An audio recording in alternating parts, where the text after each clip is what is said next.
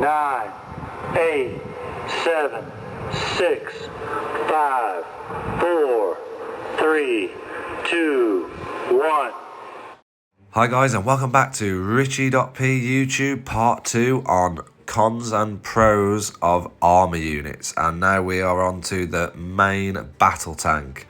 Now level 1, you'll need an army barracks level 2 and an arms industry, and these guys start off with 8 attack versus infantry, 8 attack versus armour, and they do get a little bit of defence versus choppers, but no defence against fixed wing. They also are the strongest hit points out of all the tanks. You see here they start at 50 HP, which is double all of the other tanks, so that's a massive advantage to start off with. They do have a few buffs here and there. They've got obviously attack buffs in the sort of open space fields and on desert, so you got 50% in the open space land and 25% in deserts. You do get a lot of negative buffs to start with, though. Obviously in city fighting you lose 25% on the defense and attack, same in the suburbs as well, so obviously they're not really ideal for taking out cities and that. These are best fought in the deserts and sort of the open spaces, which generally tanks are in real life anyway, which makes sense. But yeah, giving them a 50 HP, sorry, start is like double all the other tanks. So 1 versus 1, these tanks will definitely beat all of the other tanks. Level 2, they basically just get an extra hit point, I think it is. Yeah, 52 hit points. Obviously everything else stays the same. You gain 1 extra versus tanks. So yeah, it's not too bad. Obviously leveling up to level 2, obviously you get more attack and defense versus tanks, which is ideal, and obviously more hit points, which again just gives them even more strength. When you jump up to level 4, they do have another nice increase versus infantry and tanks. You see here 10 and 10, and they do get a little bit of defense versus choppers as well, 1.5. Hit points again go up to 55, so literally if you've got 5 of these in a stack, I mean the hit points alone will just take ages just to wear down. Obviously against strike fighters they are very weak. Obviously you've got no defense versus fixed wing, so if people are attacking you with strike fighters, you could be in trouble here. So you might have to potentially pair these tanks up with either mobile SAMs or mobile anti-air. So yeah, that's one of the downsides of these main battle tanks. Going on to level 5, you get the MBC protection, which is obviously against your nuclear warheads and your chemical warheads, so you do get a bit of protection against those. You do get another HP boost of up to 57, so yeah, I mean 57 HP for one of these guys is a pretty solid unit, to be fair. I mean, if you pair it up with an officer as well, obviously that the bonuses that the officer gets, that's makes it even more stronger. Level 6 is where you get airlift. So with previous tanks, recon you get straight from the bat. Obviously amphibious you get from level 3, and then the others you get level 4, whereas this is a bit of a big downside in my opinion, especially later game. If you've got these guys not up to level 6, they can take ages to get across the map. They do get a really nice boost against infantry and armour targets, so 12 and 12, and a little slight increase against choppers, but again nothing against fixed wings. So yeah, they are vulnerable to air attacks, which is a big downside, and obviously the travel times as well. Obviously you've got to wait till level 6 to get airlift.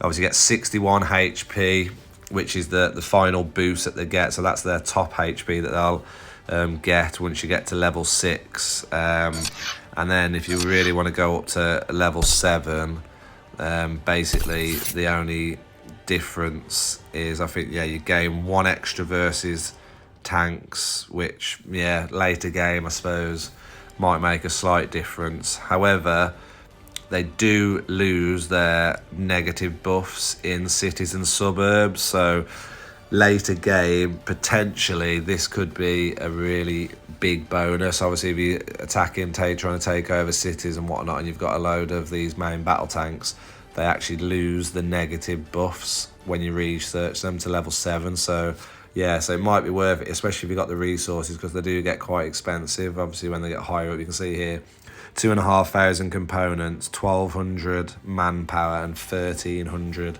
on electronics. So yeah, they are a pretty expensive unit, but they are very strong, as you can see here. Apart from obviously the downside to air unit attack, they have literally got no defense versus strikes or ASF or bombers and whatnot. So yeah, you make sure you have got some mobile anti-air or some SAMs nearby.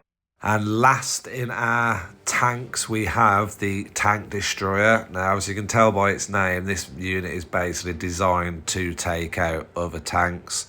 Level 1, again, you need an army barracks. Level 2 and a arms industry. This unit starts off with 3 versus infantry and 11 versus hard targets against other, obviously, tanks. So you can see here they are pretty much well designed to take out other tanks. Only 25 hit points to start with, so compared to the main battle tank, it's pretty low. But obviously you can see here in city and suburb fighting, you do get 25% attack bonuses, and if you defend in cities, you get 50% bonus. So that is really handy to have for these guys.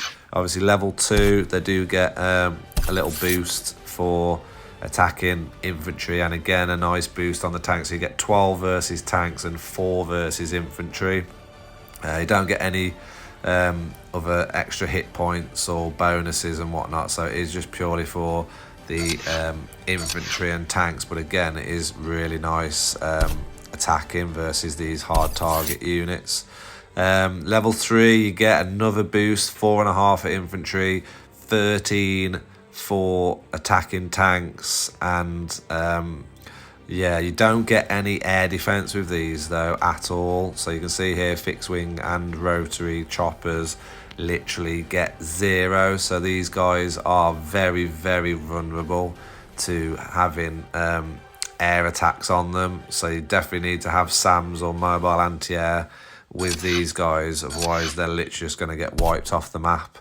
Level 4 is where you get the airlift, so obviously a couple of levels sooner than the main battle tank, which comes in handy. Again, get another little boost against infantry, 14 attack versus armor, and you get 28 hit points when you get to level 4.